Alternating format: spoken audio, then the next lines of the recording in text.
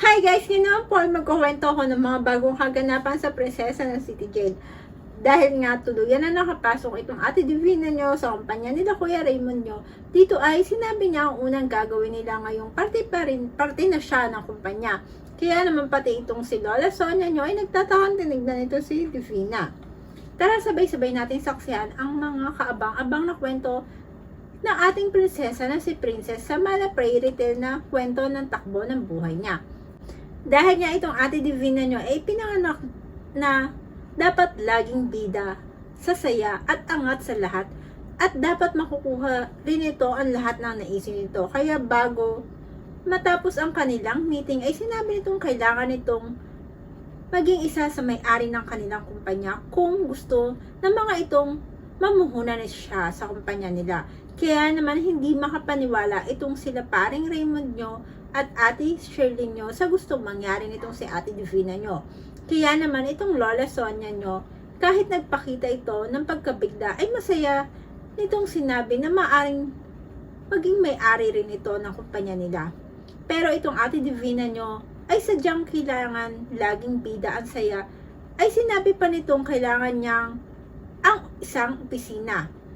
At gusto nito ang lugar kung saan ang opisina na ginagamit ni Sherlyn. Kaya naman walang pag-aalinlangan niya sinabi na kung pwede siya na ang mag-uopisina doon. Kaya naman itong Ate Sherlyn nyo, kahit may mga lungkot sa kanyang mga mata, ay sumang-ayon ito sa gustong mangyari nitong si Ate Divina nyo. Pero nang tignan niya itong si Kuya Raymond nyo, ay nakikita niya sa mga mata nito na hindi ito masaya sa mga gustong baguhin itong Ate Divina nyo. Pero wala silang magagawa. Dahil si Ate Divina nyo ang magiging sagot sa lahat ng kinakaharap ng kanilang kumpanya. Dahil kung hindi nila ang pagbibigyan ang mga sinasabi nito, ay baka hindi na ito ituloy ang pamumuhunan sa kumpanya nila. Kaya naman, nang hindi na magbigay ng pagtutol itong sila paring Raymond nyo at Ate Shirley nyo, ay sinabi nitong si ate nyo na kung wala na silang pag-uusapan pa, ay kailangan na nitong bumalik sa kanyang golf club. Dahil marami pa itong aasikasuhin. Kaya naman itong si paring Raymond nyo ay sinabi na magkita na lang silang muli kinabukasan para sa gagawin nilang formal na kasunduan na magiging bahagi na ito ng kanilang kumpanya para maging isa na ito sa may-ari ng airline nila. Kaya naman nang naiwan na sila Ate Shirley nyo at Kuya Raymond nyo, dahil sabay na umalis itong si Lola Sonia nyo at si Ate Divina nyo, ay tinanong nitong si paring Raymond nyo si Ate Shirley nyo kung nakakasiguro ba ito na gusto nitong maging isa sa nagmamay-ari ng kanilang kumpanya si Ate Divina nyo. Dito ay sinabi ni Ate Shirley nyo na mas gugustuhin pa nitong pagtiisan ang pag-uugali nitong si Ate Divina nyo kaysa mawala sa kanila ang kumpanyang pinag-alaan nito ng panahon at pagod nito. Dahil alam niya pag nawala sa kanila ang kumpanya ay siya ang masisisi ng kanyang Mama Sonia kung hindi siya sasang-ayon sa gusto mangyari ni Mama Sonia. At ayaw rin naman niya itong bigyan ng alalahanin dahil tiyak na malulungkot rin itong si Ate Levy nyo pag nalaman nito na nawala na sa kanila ang airline. Kaya naman, kinaumagahan ay masayang sumabay sa hapagkainan itong si Lola Sonia nyo. Kaya naman napansin ng Ate Levy nyo na masaya ang mukha nitong si Lola Sonia nyo.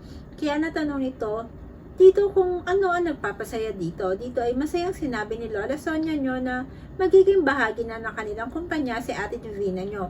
Kaya naman itong si Ate Levy nyo ay sobrang saya nang nalamang mag-invest na pala sa kanilang airlines ang mami niya.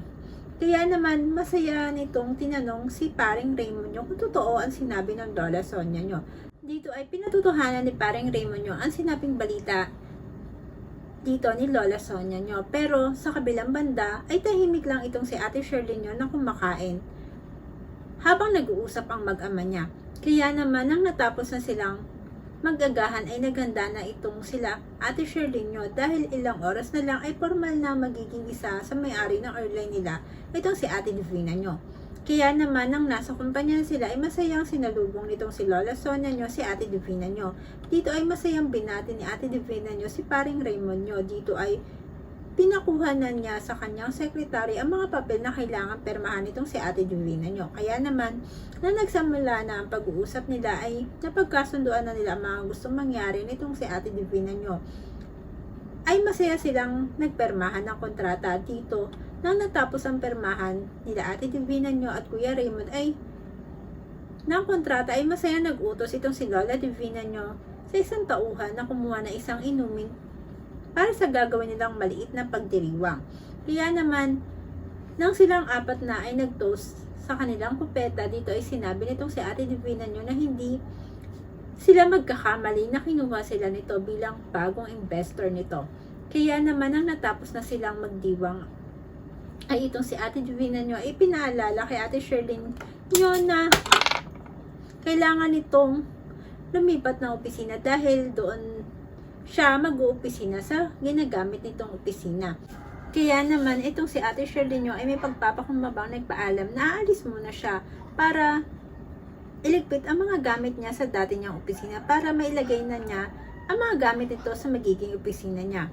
Kaya naman itong si paring Raymond nyo ay nilapitan si Ate Shirley nyo at tinanong kung maayos lang ito dahil lilipat ito na ibang opisina. Dito ay nakangiti itong sinabi na ayos lang ito, kaya nagpaalam na ito na aayusin na niya ang mga gamit niya. Dito nga, habang inaayos niya ang gamit niya, itong si Ate Divina nyo ay bida sa saya talaga. Dahil hindi alam ni Ate Shirley nyo na habang abala ito sa paglilipat ng gamit niya, ay kinukuhanan niya pala ng litrato si Ate Divina. Si Ate Shirley nyo, dito ay masaya nitong kinuhanan ng litrato si Ate Shirley nyo at may mga lungkot na nagliligpit sa mga kanyang mga gamit. Kaya naman ito si Ate Divina nyo ay masayang ibinida sa kanyang pinsan na si Jen ang ginawang paglilipat ng gamit ni Ate Shirley nyo. Samantala, itong Kuya Saver nyo naman ay malungkot pa rin sa nangyari sa kanyang birthday. Kaya naman, nang nagising na ito, ay ginising na rin nito ang kaibigan nito na nakituloy sa bahay nila. Dito ay sinabi nito na kung kailan ito uuwi sa kanila dahil may gagawin pa siya. Pero itong kaibigan ng Kuya Saver nyo ay may ibang paatang plano na hindi inaasahan ni Kuya Saver nyo. Dito nga, habang kausap ito ni Kuya Saver nyo ay may tumawag dito. Kaya naman, nasagutin nito ang telepono ay sinabi niyang nasa bahay ito ng kaibigan niya. At doon siya puntahan.